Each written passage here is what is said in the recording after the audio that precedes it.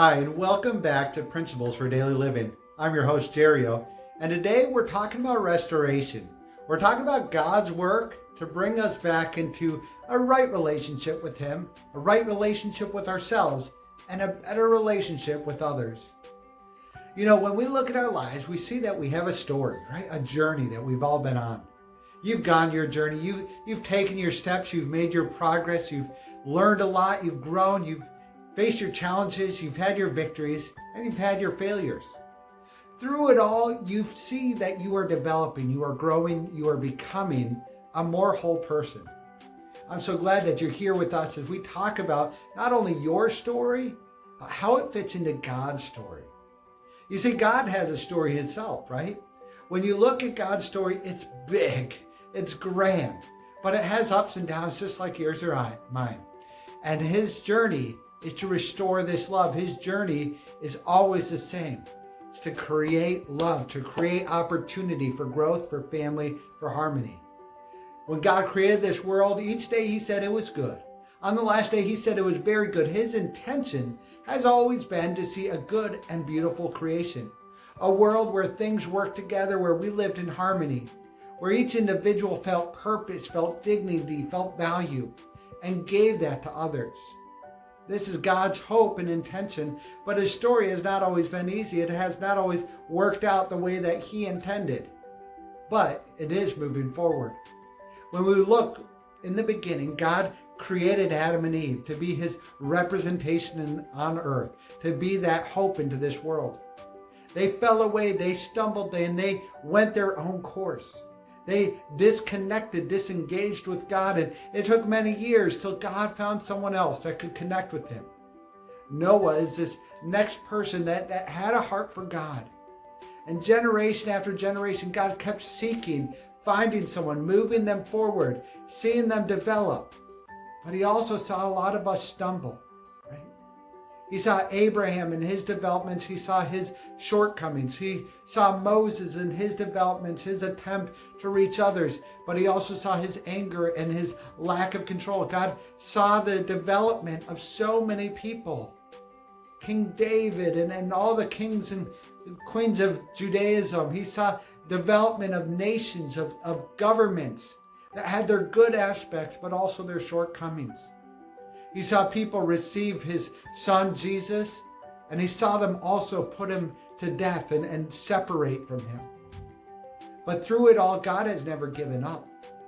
God has never given up, and God will never give up on you or anyone else for that matter. God's story is a story of perseverance, of a love that endures, a love that transcends, and a love that's going to come after you and I. And so today we're talking about this process of restoration, how God is making all things new. When we looked up, we saw a new heaven and a new earth, right? God is making all things new. God is bringing back the lords of creation that all creation has been longing and groaning in agony for. This world is waiting for God's sons and daughters to show up, take charge, take responsibility, and bring harmony and love. And this has been the process of God's restoration, to awaken in us our relationship with Him, to awaken in ourselves our real identity as sons and daughters of God, and to awaken in us our responsibility as parents, as caregivers for this world and creation. So how does this happen? Well, God put in place certain principles, certain steps. Just like we all grow through certain stages, we need to invest in our own growth, in our pattern of development. God created a way for us to come back to Him, to restore and resolve our past mistakes, to restore the things that need to be indemnified, that need to be fixed, right? When you hurt someone, you have to apologize and fix the mistake in order to reconcile that relationship. And we have been hurting ourselves and others for a long time. So God put two main ideas in place. He said there's a foundation of faith and a foundation of substance. We need to reconnect our relationship with God first. We need to reconnect our relationship with God. He's opening that door. He's saying, I want to have this relationship. Do you want to engage? And so He makes an opportunity for us to start reestablishing that, through conditions of prayer, through conditions of reading His Word, through meditation, through different trainings that we do in our own faith relationship, our own faith journey. God is asking us on an individual level to grow in that relationship, to grow our hearts, to grow our mind and body unity, so that we become people that once again reflect God because we understand God once again. And then God wants us to substantiate that faith. God wants us to see us living out that faith by taking care of one another. How can you say that you love God but hate your own brother, right? So God is asking us, make it real, make it substantial, right? I want this relationship with you, but I also want to see you give it out to the world, to give that relationship, that love, to make it a reality here on the physical world. You have the chance to build the kingdom of heaven. You have the chance to participate in God's recreation when you rebuild this relationship and give it out to others. And when you look at all the biblical figures, you see that they made these foundation of faith and substance. You see their offerings they make and then their effort to express that to others. This is a journey that God has. And from each stage, God has developed and moved us forward. In the beginning, with Adam's family and going into Noah and Abraham, God was restoring the family.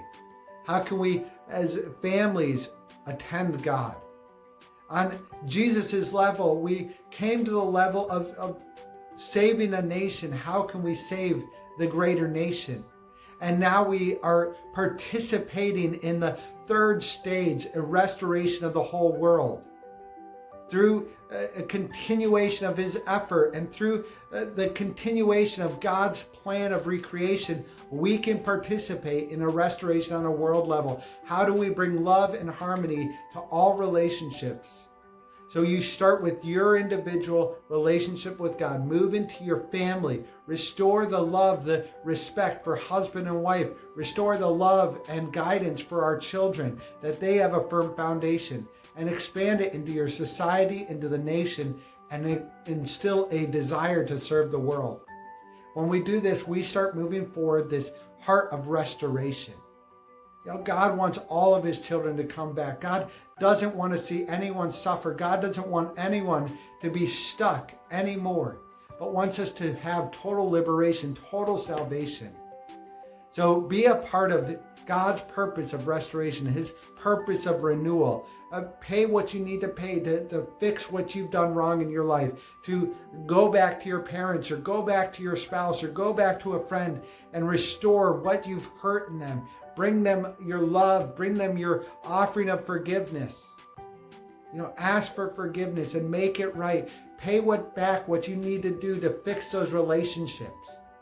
And as we start restoring these relationships, God's love can once again freely fill this world, freely flow in this world, and we can see this world come back to God in His original design.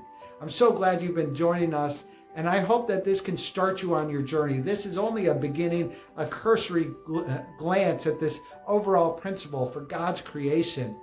And if you can join with us as we study more in our Sunday services, in our small groups, and all these different opportunities, you too can grow into a son or daughter of God that can bring joy to Him and joy to those around you. You can be a person that fully realizes your purpose of creation and find that meaning that you have been looking for. God believes in you, and so do I. Thank you so much for going on this journey, and let's continue to move forward as God's sons and daughters. Thanks.